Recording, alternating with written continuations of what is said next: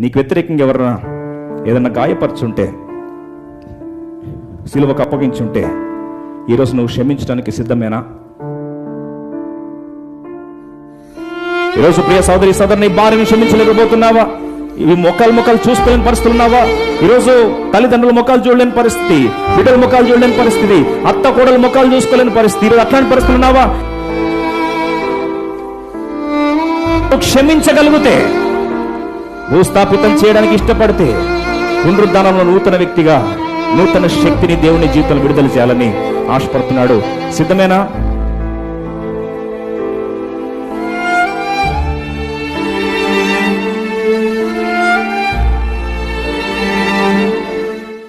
యేసుప్రభువారు ఇతరులు తన పక్షంలో చేసిన అన్యాయాన్ని క్షమించగలుగుతున్నాడు.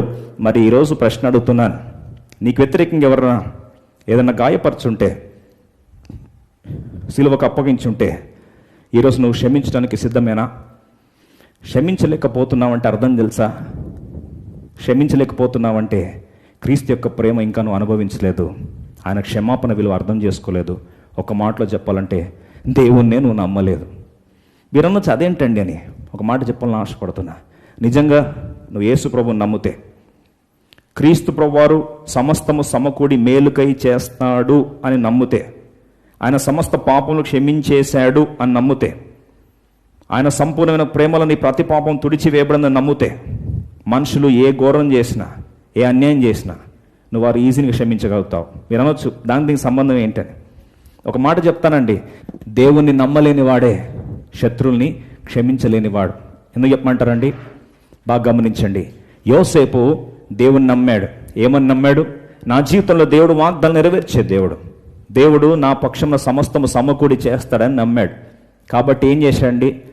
నమ్మినప్పటికీ తన సొంత అన్నులే తనకు అన్యాయం చేశారు, వెన్నుపోటు పొడిచారు. చివరికి యేసుక్రీస్తు ప్రభువారిని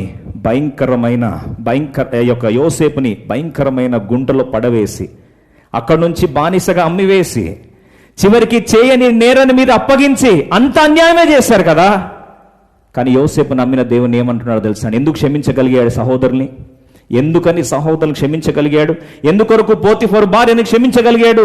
ఎందుకొరకు తన శత్రువులు క్షమించగలిగాడు? తన సొంత సహోదరుని ఏమని క్షమించగలిగాడు తెలుసా?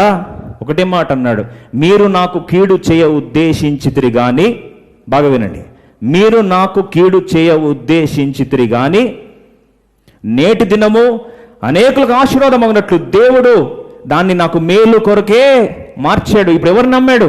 దేవుని నమ్మాడు. మరి ప్రజలు చేసిన కీడుని, అది వాస్తవం కాదా? వాస్తవమే. కానీ ఎందుకు క్షమించాడు?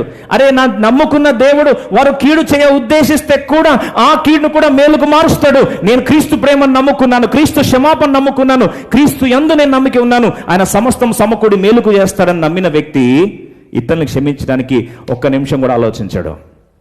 ఈరోజు ప్రియ సోదరి సోదరుని భార్యను క్షమించలేకపోతున్నావా? ఇవి మొక్కలు చూసుకోలేని పరిస్థితులు ఉన్నావా? ఈరోజు తల్లిదండ్రుల ముఖాలు చూడలేని పరిస్థితి, బిడ్డల ముఖాలు చూడలేని పరిస్థితి, అత్త కోడల ముఖాలు చూసుకోలేని పరిస్థితి, ఈరోజు అట్లాంటి పరిస్థితులు ఉన్నావా? క్షమించగలిగితే, భూస్థాపితం చేయడానికి ఇష్టపడితే, పునరుద్ధానంలో నూతన వ్యక్తిగా నూతన శక్తిని దేవుని జీవితంలో విడుదల చేయాలని ఆశపడుతున్నాడు. సిద్ధమేనా? లేకపోతే ఇది ఒక ఆచారంగా మిగిలిపోతుంది. కలర్సుల్లో మొదటి మాట, నీ జీవిత బాటను మార్చాలి. ఈరోజు క్షమించడానికి సిద్ధమేనా?